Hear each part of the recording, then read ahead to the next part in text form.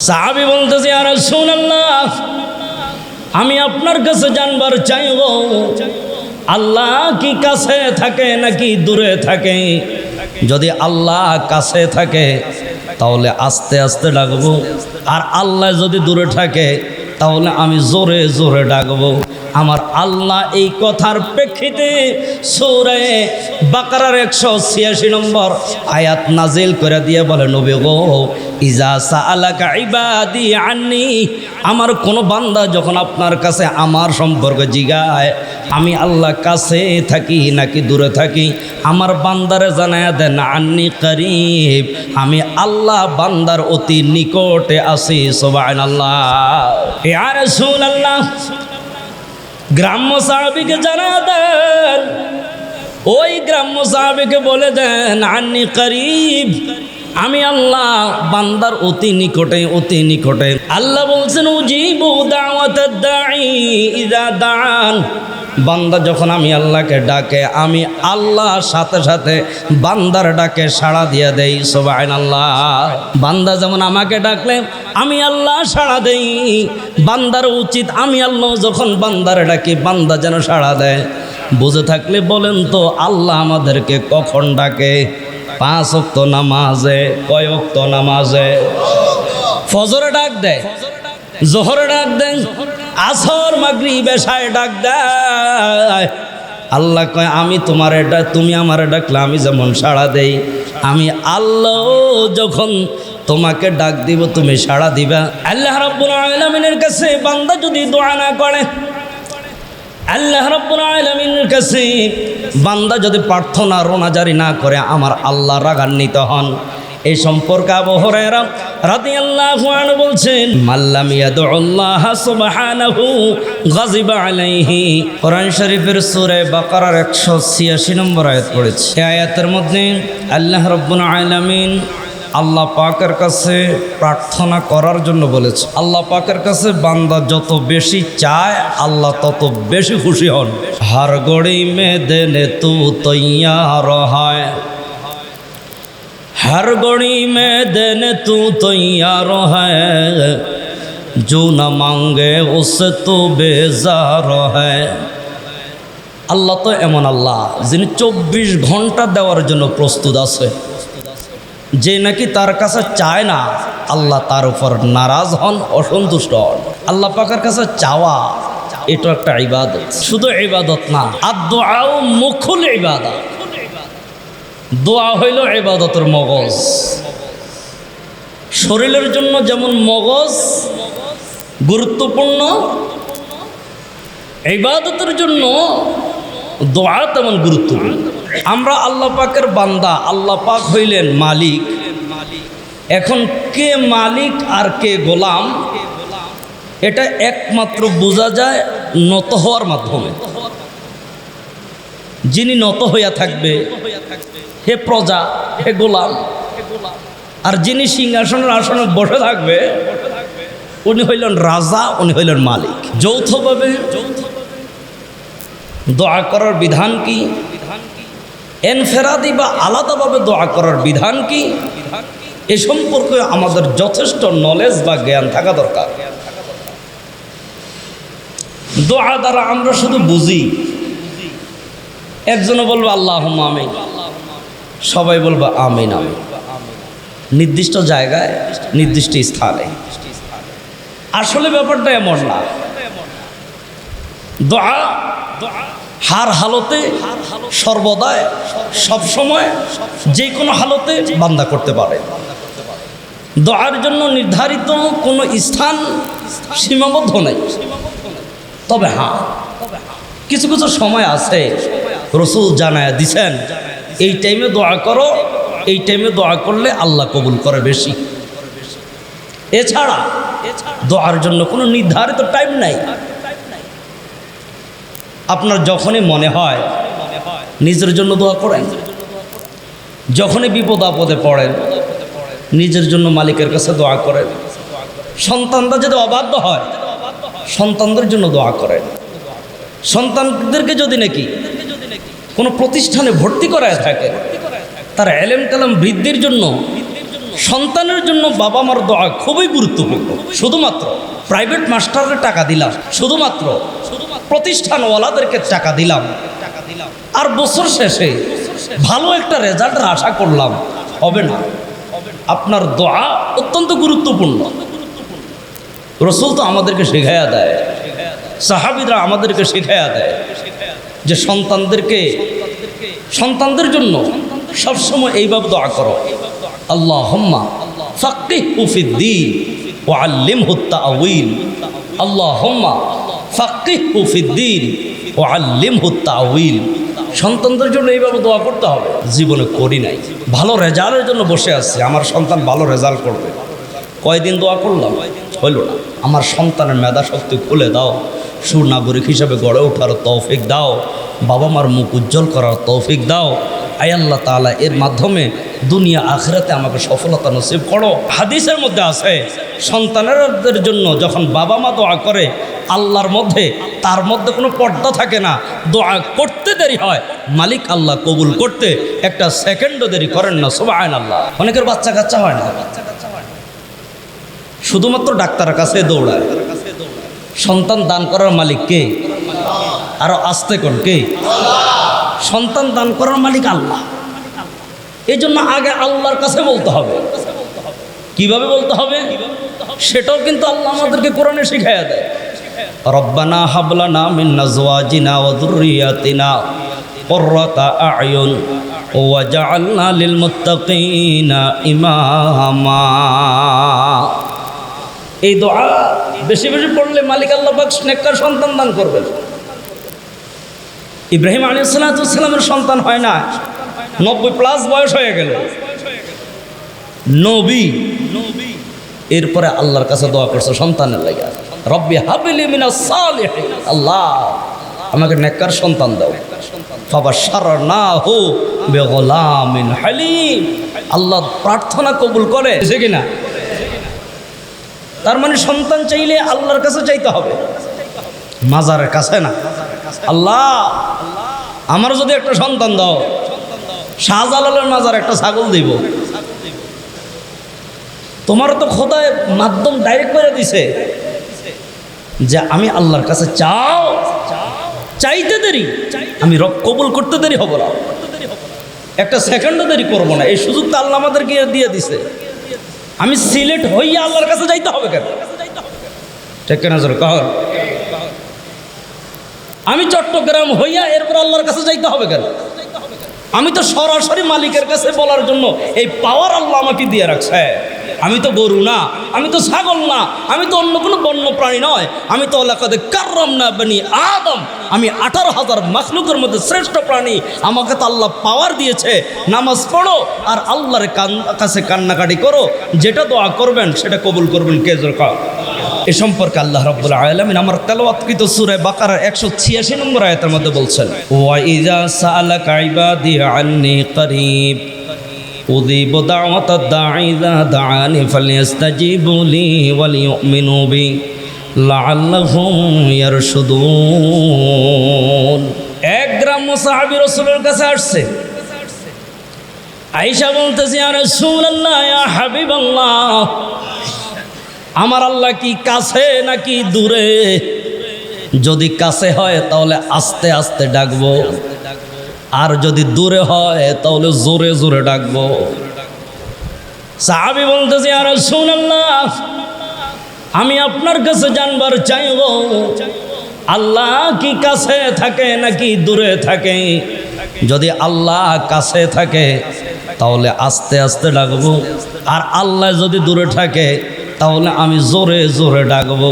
আমার আল্লাহ এই কথার প্রেক্ষিতে সূরা বাকারার 186 নম্বর আয়াত নাজিল করে দিয়ে বলে, নবী গো, ইজা সাআলাকা ইবাদি আন্নি, আমার কোনো বান্দা যখন আপনার কাছে আমার সম্পর্কে জিগায়, আমি আল্লাহ কাছে থাকি নাকি দূরে থাকি, আমার বান্দারে জানায়া দেন আন্নি করিব, আমি আল্লাহ বান্দার অতি নিকটে আছি। সুবহানাল্লাহ।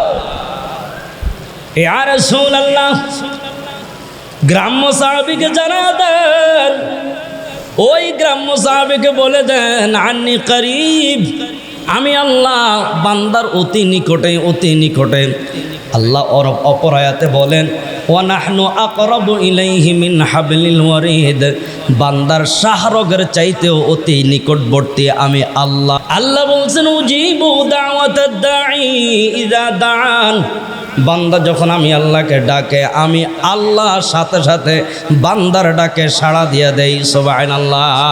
বান্দা যেমন আমাকে ডাকলে আমি আল্লাহ সাড়া দেই, বান্দার উচিত আমি আল্লাহ যখন বান্দার ডাকি বান্দা যেন সাড়া দেয়।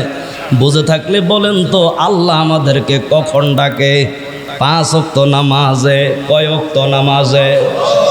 ফজরে ডাক দেয়, জোহরে ডাক দেন, আসর মাগরিব এশায় ডাক দেয়।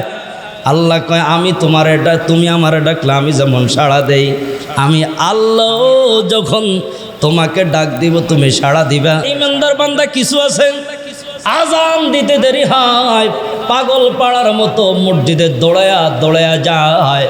এমন বান্দাদের জন্য আল্লাহর ওয়াদা, বান্দা তুই আমারে ডাক দিবি আমিও তোর ডাকে সাড়া দিব। আল্লাহ রাব্বুল আলামিনের কাছে বান্দা যদি দোয়া না করে, আল্লাহ রাব্বুল আলামিনের কাছে বান্দা যদি প্রার্থনা রোনাজারি না করে আমার আল্লাহ রাগান্বিত হন। এই সম্পর্কে আবু হুরায়রা রাদিয়াল্লাহু আনহু বলছেন রাসূলুল্লাহ সাল্লাল্লাহু আলাইহি ওয়াসাল্লামের ইরশাদ করেন মাল্লাম ইয়াদুল্লাহ সুবহানাহু গাযিবা আলাইহি। তিরমিজি শরীফের বর্ণনা রাসূল বলেন কোন বান্দা যদি আমি আল্লাহর কাছে প্রার্থনা না করে, কোন বান্দা যদি আমি আল্লাহর কাছে রোনাজারি কান্নাকাটি না করে, আমি আল্লাহ তার উপর রাগান্বিত হই, আমি আল্লাহ তার উপর অসন্তুষ্ট হই। দুইটা বিষয় খেয়াল রাখতে হবে, একটা হলো মাসনুন দোয়া আর একটা হলো ব্যক্তিগত দোয়া। আপনি যদি জায়গায় জায়গায় মাসনুন দোয়াগুলো আদায় করেন তাহলে সওয়াব হবে দুইটা। একটা হইল রসুলের সুন্নত তরিকার, রসুলের বাতলানো নিয়ম অনুযায়ী আমল করার কারণে একটা সওয়াব, আর একটা হইল দোয়া করার কারণে আরেকটা সওয়াব। আর যদি রসুলের বাতলানো নিয়ম না কইরা আপনি আপনার মতো করে দোয়া করলেন, এটাও জায়েজ আছে। আপনি যখন ইচ্ছা তখন রসুলের বাতলানো দোয়া পড়লেন না, এমনি বললেন আল্লাহ আমার এটা দরকার, আমাকে এটা দিয়ে দাও, আল্লাহ আমি বিপদে আছি আমাকে বিপদ থেকে উদ্ধার করো, এটাও কিন্তু একটা সওয়াব। এটা যদিও ব্যক্তিগত দোয়া, কিন্তু আপনি যদি সরাসরি রসুলের হাদিস অনুযায়ী পড়েন, যেমন আপনি দোয়া পড়লেন আল্লাহ আমি খুব পেরেশানিতে আছি, আমার পেরেশানি দূর করে দাও, তাহলে একটা সওয়াব। আর যদি আপনি আরবি সকাল সন্ধ্যা পড়েন আল্লাহুম্মা ইন্নী আউযু বিকা মিনাল হাম্মি ওয়াল হুজনি ওয়া আউযু বিকা মিনাল আজজি ওয়াল কাসলি ওয়া আউযু বিকা মিনাল বুখলি ওয়াল জুবনি ওয়া আউযু বিকা মিন গালাবাতিদ দাইনি ওয়া কাহরির রিজাল। সকালে 3 বার, সন্ধ্যায় 3 বার যদি পড়েন তাহলে রসুলের হাদিস মোতাবেক হইল আল্লাহ পাক আপনার পেরেশানিও দূর করবেন, সওয়াবও দান করবেন। কিন্তু আপনি যদি সকাল সন্ধ্যা বাংলাতে বলেন আল্লাহ তোমার বান্দা পেরেশানিতে আছে দূর করে দাও, তাহলে কিন্তু একটা দোয়া হইল, শুধু দোয়ার সওয়াব পাইলেন কিন্তু মাসনুন দোয়ার সওয়াব পাইলেন না। ঠিক আছে কর, এইভাবে করে দেখা যায়। আপনার কোনো কিছু প্রয়োজন হইল আল্লাহ আমার মেয়ের পাত্রের ব্যবস্থা করে দাও, আমার মেয়ের বিয়ে শাদী হয় না, আমার হাজতটা তুমি পুরো করে দাও, এইভাবে যদি আপনি আল্লাহর কাছে দোয়া করেন এটাও কিন্তু একটা দোয়া। আর আপনি যদি 2 রাকাত সালাতুল হাজত পড়া মুনাজাত ধরেন লা ইলাহা ইল্লাল্লাহুল হালিমুল কারীম সুবহানাল্লাহি রাব্বিল আরশিল আযীম আসআলুকা মুজিবাতি রাহমাতিক ওয়া আযাইমা মাগফিরাতিক ওয়াল গনিমাতা মিন কুল্লি বিররিন ওয়া সালামাতা মিন কুল্লি ইসম লা তাদা আলি দামবান ইল্লা গফারতা ওয়ালা হাম্মান ইল্লা ফাররাজতা ওয়ালা দাইনান ইল্লা কাদাইতা ওয়ালা মারিদান ইল্লা শাফাইতা ওয়া আফাইতা ওয়ালা হাজাতাম মিন হাওয়াইজিদ দুনিয়া ওয়াল আখিরা ইয়া লাকা রাদান ইল্লা কাদাইতাহা ইয়া আরহামার রাহিমিন। তাহলে এইভাবে যদি করেন তাহলে আল্লাহর হুকুম রসুলের তরিকা মতো হওয়ার কারণে সওয়াব হবে ডাবল। একটা হলো রসুলের তরিকা, আর একটা হইল যে আপনি যে দোয়া প্রার্থনা করলেন এর কারণে আল্লাহ আপনার প্রয়োজন পূরণ করে দিন। বাম দিকে সালাম ফিরানোর পর একবার বলেন আল্লাহু আকবার, আল্লাহু আকবার বলার পরে পড়েন আস্তাগফিরুল্লাহ আস্তাগফিরুল্লাহ আস্তাগফিরুল্লাহ, পড়েন ডাবল সওয়াব হবে। আল্লাহুম্মা আনতাস সালাম ওয়া মিনকাস সালাম তাবারাকতা ইয়া যাল জালালি ওয়াল ইকরাম, পড়েন ডাবল সওয়াব হবে। লা ইলাহা ইল্লাল্লাহু ওয়াহদাহু লা শারীকা লাহু লাহুল মুলকু ওয়াল হামদু ওয়া আলা কুল্লি শাইইন কাদির, পড়েন ডাবল সওয়াব হবে। এভাবে করে তাসবিহে ফাতিমি পড়েন, সুবহানাল্লাহ 33 বার, আলহামদুলিল্লাহ 33 বার, আল্লাহু আকবার 34 বার পড়েন, ডাবল সওয়াব হবে। আয়াতুল কুরসি পড়েন, মৃত্যু ব্যতীত জান্নাতে যাইতে কোনো বাধা থাকবে না। আবু হুরায়রা রাদিয়াল্লাহু আনহু বলেন, লাইসা শাইউন আকরামা আলাল্লাহি সুবহানাহু মিনাদ দুআ। আল্লাহ রাব্বুল আলামিনের কাছে মুনাজাতের চাইতে, দোয়া করার চাইতে মর্যাদাপূর্ণ কোনো আমল নাই। সুবহানাল্লাহ। আসমানের মধ্যে আল্লাহ পাকের কাছে যত আমল যায়, এই আমলের মধ্যে সবচেয়ে মর্যাদাপূর্ণ আমল হলো দোয়া। অথচ আমরা এটা কোনো গুরুত্ব দিই না। অনেক সময় দেখা যায় বিরক্ত হইয়া দোয়া করা, প্রার্থনা করা ছেড়ে দেন। আয় আল্লাহ তাআলা, আমার চাকরির ব্যবস্থা হয় না, আমাকে চাকরির ব্যবস্থা করে দেন। আয় আল্লাহ তাআলা, আমার টাকা পয়সা অর্থ সম্পদের প্রয়োজন, আমাকে ব্যবস্থা করে দেন। আপনি আল্লাহর কাছে চান, কিন্তু আল্লাহ তাআলা কবুল করেন না। একদিন 2 দিন যায়, 1 সপ্তাহ 2 সপ্তাহ যাওয়ার পর আপনি বিরক্ত হইয়া দোয়া ছেড়ে দেন। যারা ছেড়ে দেয় তাদের সম্পর্কে আমার রাসূল ডাক দেয়া উম্মতেরা শুনলেন, মা মিন মুসলিমিন ইয়াদউ বিদাওয়াতিন লাইসা ফিহা ইসমুন ওয়ালা কাতিআত রাহমিন। কোন বান্দা যদি নাকি আল্লাহ রাব্বুল আলামিনের কাছে এমন দোয়া করে যেই দোয়ার মধ্যে আত্মীয়তার চিহ্ন করার কোনো দোয়া নাই, যেই দোয়ার মধ্যে গুনাহের কোনো দোয়া নাই। গুনাহের দোয়া বুঝছেন তো, আল্লাহ আমার সিনেমা হলে যাওয়ার তৌফিক দাও, এটাও কিন্তু একটা দোয়া। এটাকে বলা হয় গুনাহের দোয়া, আল্লাহর অবাধ্যতার দোয়া। আল্লাহ রাসূল বলেন, কোন বান্দা যদি আল্লাহর কাছে দোয়া করে এমন দোয়া যেই দোয়ার মধ্যে গুনাহের দোয়ার কথা নাই, গুনাহের চাওয়া নাই, আত্মীয়তা ছিন্ন করার ব্যাপারে কোনো কথা নাই, এই 2 জিনিস না থাকা অবস্থায় কোন বান্দা যদি আল্লাহ রাব্বুল আলামিনের কাছে দোয়া করে, আমার আল্লাহ তাকে 3টা জিনিসের একটা দেন, খালি হাতে ফিরায় দেন না। 1 নম্বর রাসূল বললেন, ইম্মা আন তুআজ্জিলা লাহু দাওয়াতুহু, হয়তো বান্দা যেই দোয়া করবে সাথে সাথে কবুল করে নেবে, 1 নম্বর। 2 নম্বর আমার রাসূল বললেন, ওয়া ইম্মা আন ইয়াদাখিরাহা লাহু ফিল আখিরাহ, নতবা আমার আল্লাহ এই দোয়াটাকে সওয়াব বানাইয়া আখিরাতের জন্য রেখে দেন। সুবহানাল্লাহ। 3 নম্বর আমার রাসূল বললেন, ওয়া ইম্মা ইয়াসরিফ আনহু মিনাস সুই মিসলাহা, বান্দা যেই পরিমাণ দোয়া করছে এই পরিমাণ বিপদ থেকে আমার আল্লাহ বান্দাকে বাঁচায়া দেয়। সুবহানাল্লাহ। কোন বান্দা যদি আল্লাহ রাব্বুল আলামিনের কাছে দোয়া করে, আমার আল্লাহ 3টা জিনিসের একটা দেন, হয়তো সাথে সাথে বান্দার দোয়া কবুল করে লয়। সাথে সাথে বান্দার দোয়া যে কবুল করে এমন ঘটনা বহুত আছে। দেখা যায় মুরব্বীদের সাথে বেয়াদবি করছে, তো বেয়াদবি করার কারণে মুরব্বী কয়, আহা এই ছেলেটা এই কাজটা করতে পারলো। এমন বহুত ঘটনা আছে, আল্লাহ সাথে সাথে কবুল করে লয়। ঠিক না যেরকম? এই জন্য আমার রাসূল বলছেন, হয়তোবা এই বান্দার দোয়াটা আমার আল্লাহ সঙ্গে সঙ্গে কবুল করে লয়, আর যদি সঙ্গে সঙ্গে কবুল না করে আমার আল্লাহ এই দোয়াটাকে সওয়াব বানাইয়া আখিরাতের জন্য রাখা দেয়। এটাও যদি না করে আমার আল্লাহ ওই বান্দা থেকে যেই পরিমাণ দোয়া করছে ওই পরিমাণ বিপদ দূর করে দেয়। সুবহানাল্লাহ। সাহাবীরা বলল, ইয়া রাসূলুল্লাহ, ওগো নবীজি, তাহলে আমরা বেশি বেশি দোয়া করব। আমার রাসূল বললেন, আল্লাহু আকসারু, আমার আল্লাহ বেশি বেশি দিবে। সুবহানাল্লাহ। আল্লাহ রাব্বুল আলামিন সূরা গাফিরের 60 নম্বর আয়াতের মধ্যে বলছেন, বান্দা যখন আমি আল্লাহর কাছে দোয়া করে আমি আল্লাহ তার ডাকে সাড়া দিয়ে দেই। আমি আল্লাহকে ডাকলে আমি আল্লাহ তার ডাকে সাড়া দিয়ে দেই। আমার বান্দাদের মধ্যে থেকে যেই বান্দা নাকি অহংকারী কইরা আমি আল্লাহকে ডাক দেওয়া বন্ধ করে দেয়, আমি আল্লাহ ওয়াদা দিলাম তাকে অধমুখী করে জাহান্নামে ফেলবো। নাউজুবিল্লাহ। আদ-দুআউ হুল ইবাদা, দোয়াই হইল ইবাদত। আর এটা বলে সূরা গাফিরের 60 নম্বর আয়াত তেলাওয়াত করেছেন। তার মানে বোঝা গেল, দোয়া যদি আমরা না করি, প্রার্থনা যদি আল্লাহর কাছে না করি, রোনাজারি কান্নাকাটি যদি না করি, তাহলে জাহান্নামে যাওয়ার সম্ভাবনা আছে নাকি নাই? জোরে কান। 2 সময়ের দোয়া বেশি কবুল হয়। 1 নম্বর হলো গভীর রজনীতে স্ত্রী যখন ঘুমায়া থাকে, সন্তানেরা যখন ঘুমায় থাকে, যখন আল্লাহর কাছে দুইটা হাত প্রসারিত কইরা তাহাজ্জুদের সময় কান্নাকাটি করবা, এই দোয়াটা সবচেয়ে বেশি কবুল হয়। সুবহানাল্লাহ। তাহলে এক নম্বর হলো শেষ রাত্রে দোয়া আল্লাহ রাব্বুল আলামিনের দরবারে কবুল হয়। দ্বিতীয় নম্বরে প্রত্যেক ফরজ নামাজের পরে দোয়া কবুল হয়। কিভাবে ফরজ নামাজের পরে দোয়া জায়েজ আর কিভাবে না জায়েজ? যত বছর হাটহাজারী মাদ্রাসা আমি পড়াশোনা করছি, আমি কখনো হাটহাজারী মাদ্রাসায় ফরজ নামাজের পরে মুনাজাত দিতে দেখিনি। এমনকি জুমার নামাজের পরেও কখনো মুনাজাত দিতে দেখিনি। মক্কা মদিনায় যেই কয়দিন ছিলাম, এক বেলাও দেখলাম না মক্কা মদিনায় ফরজ নামাজের পরে মুনাজাত দিছে।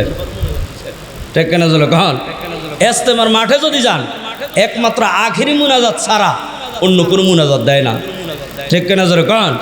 এখন আমরা যে দেই, এটার কারণ এক নম্বরে রাসূল বলছেন দুই সময়ে দোয়া কবুল হয়। একটা হলো তাহাজ্জুদের নামাজের সময় শেষ রজনীতে, দ্বিতীয় নম্বরটা হইল প্রত্যেক ফরজ নামাজের পরে। ভাইরা আমার, এই সম্পর্কে হাদিস শরীফের মধ্যে পাওয়া যায়, তিরমিজি শরীফের বর্ণনায় عن سلمان رضي الله عنه قال قال رسول الله صلى الله عليه وسلم إن ربكم حي كريم يستحيي من عبده إذا رفع يديه إليه أن يردهما صفرا। সালমান রাদিয়াল্লাহু আনহু বলছেন, বান্দা যখন নাকি দুইটা হাত প্রসারিত করে দেয় আল্লাহর কাছে, বান্দা যখন দুইটা হাত আল্লাহর কাছে বাড়ায়া দেয়, তখন আমার আল্লাহ বলেন আমি আল্লাহ লজ্জাবোধ করি এই বান্দার হাতটাকে খালি ফেরত দিতে। সুবহানাল্লাহ। তাহলে প্রথম হাদিসের মধ্যে কি পাইলেন? ফরজ নামাজের পরে দোয়া কবুল হয়। দ্বিতীয় হাদিসের মধ্যে কি পাইলেন? আমরা যে হাত উঠাইয়া দোয়া করি, আমার রসুল তিরমিজির বর্ণনায় সালমান রাদিয়াল্লাহু আনহুর বর্ণিত হাদিস দ্বারা বোঝা যায়, বান্দা যখন আল্লাহর কাছে হাত বিছায়া দেয়, আমার আল্লাহ বান্দাকে খালি হাতে ফেরত দিতে লজ্জাবোধ করেন। যেরকম সুবহানাল্লাহ। তাহলে দ্বিতীয় হাদিস দ্বারা বোঝা যায় হাত তোলে দোয়া করার কথা আছে নাকি নাই? যেরকম হাত তোলা ছাড়া দোয়া করা আর হাত উঠাইয়া দোয়া করা, এই দুইটার মধ্যে ব্যবধান হইল। যারা হাত উঠাইয়া দোয়া করে তাদের দোয়াটা বেশি কবুল হয়। মা রাফা কওমুন আকাফাহুম ইলাল্লাহি আযজা ওয়া জাল্লা ইয়াসআলুনাহা শাইআ ইল্লা কানা আলাল্লাহি হাক্কা আন ইয়াদাউ ফি আইদিহিমুল্লাযী সাআলু। যখন কোনো বান্দা হাতের তালুকে প্রসারিত করে কোনো কিছু চায়, তখন আল্লাহর প্রতি ওয়াজিব হয়ে যায় যা চাইছে তা দেওয়া। সুবহানাল্লাহ। তাহলে ফরজ নামাজের পরে যখন বান্দা হাত উঠাইয়া দোয়া করে, তখন আল্লাহ পাক যে কবুল করে, এটা হাদিসে আছে নাকি নাই?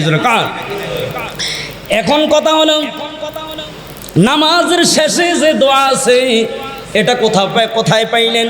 এই সম্পর্কে মুহাম্মদ ইবনে আবু ইয়াহইয়া قال رأيت عبد الله بن الزبير رأى رجلا رافعا يديه قبل أن يفرغ من صلاته فلما فرغ منها قال إن رسول الله صلى الله عليه وسلم لم يكن يرفع يديه حتى يفرغ من صلاته।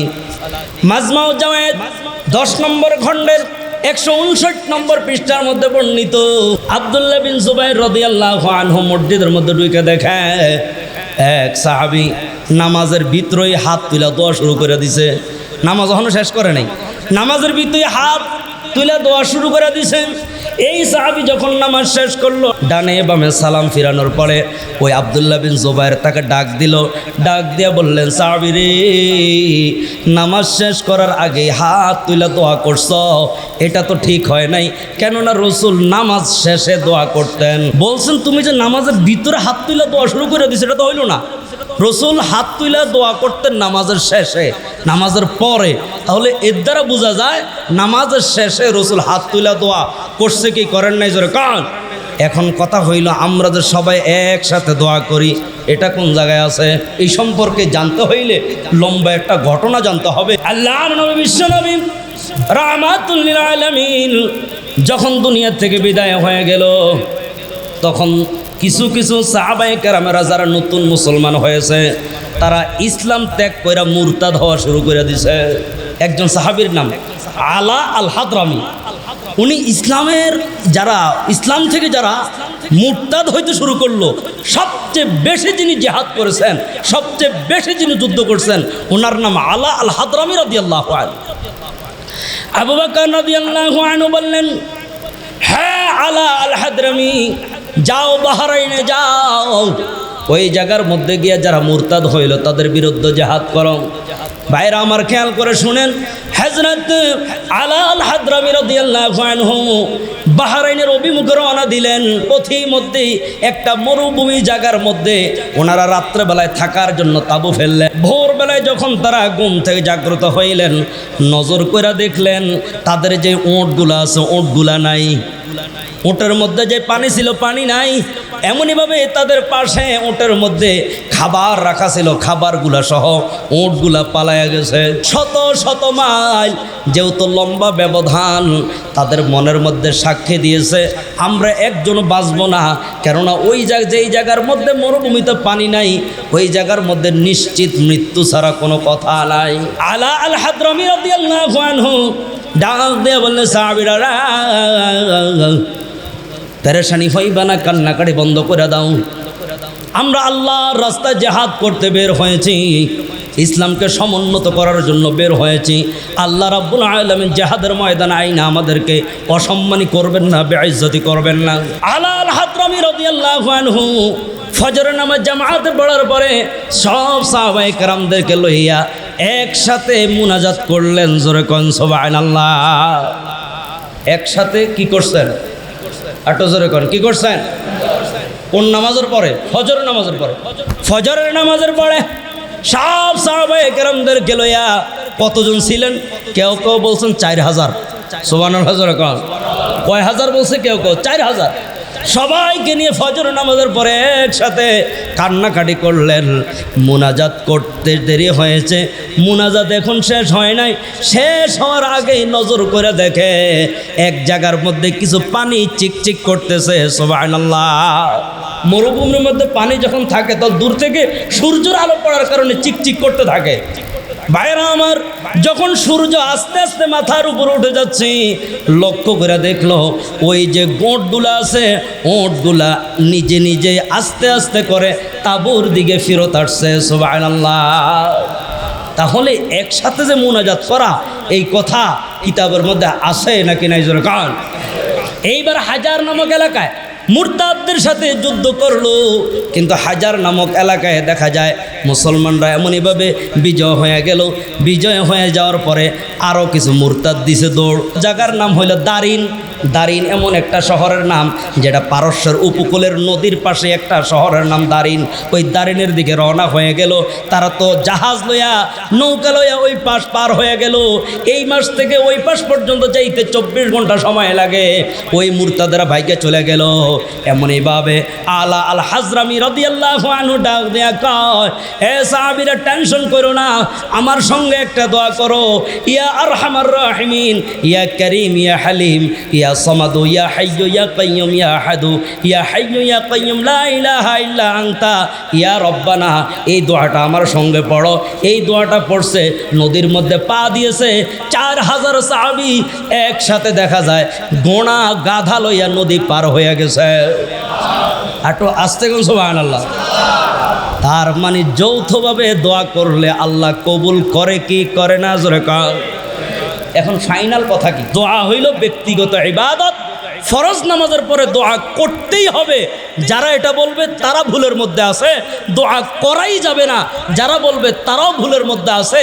ফরজ নামাজের পরে দোয়াটা যার যত ব্যক্তিগত আমল। ফরজ নামাজের পরে দোয়া করা এটা নামাজের অংশ নয়, এটা আলাদা একটা ইবাদত। এটা একমাত্র বেশি সওয়াব হয় একাই কি করলে। ঠিক কিনা জোরে কান। এই জন্য বুজুর্গানে দিনটা বলেন, যে সমস্ত নামাজের পরে সুন্নত আছে, জোহর নামাজের পরে সুন্নত আছে, এবার তো এই জন্য দোয়া করতে নাই। মাগরিবের পরে সুন্নত আছে, এই জন্য দোয়া করতে নাই। এশার পরে সুন্নত আছে, এই জন্য হাত তুলে দোয়া করতে নাই। আগে সুন্নতগুলো আগে করো, সুন্নত পড়ার পর নিজে নিজে মুনাজাত ধরো। এমনইভাবে যেই নামাজগুলোর পরে সুন্নত নাই, ফজর নামাজের পরে সুন্নত নাই, লম্বা করে মুনাজাত ধরো। আসরের পরে সুন্নত নাই, লম্বা করে মুনাজাত ধরো। আল্লাহ রাব্বুল আলামিন আমাদেরকে বুঝার আমল করার তৌফিক দান করেন। আমিন। ওয়া আখির দাওয়ানা আনিল হামদুলিল্লাহি রাব্বিল আলামিন।